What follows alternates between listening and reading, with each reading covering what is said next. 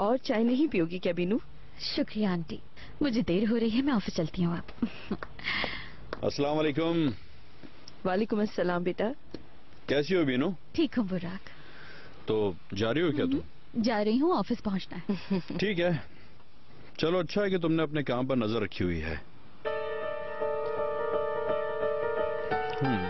कैसा हो?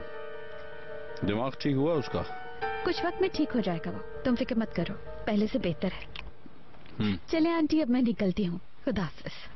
खुदा हाफिज बीनू, दोबारा जरूर आना। अरे आंटी, आप जहमत क्यों करी हैं, मैं चली जाऊंगी।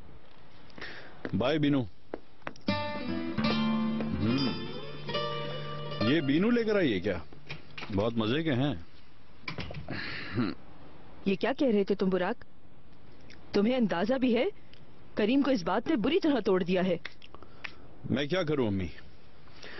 यानी अगर करीम मेरी खाला का बेटा है तो क्या मैं खाना पीना छोड़ दूं? बहुत बुरी बात है बुराक, तुम्हें अभी इस मसले का कोई अंदाजा नहीं है। करीम कुछ ज्यादा ही सोच रहा है इस बारे में। वो आपके साथ भी तो गलत कर रहा है। इतने साल माँ बनकर पाला आपने उसे, उसको आपका एहसानमंद होना चाहिए था। वो तो उल्टा नाराज हो गया। वो गलती पर है। मुझे करीम से एहसान का बदला नहीं चाहिए।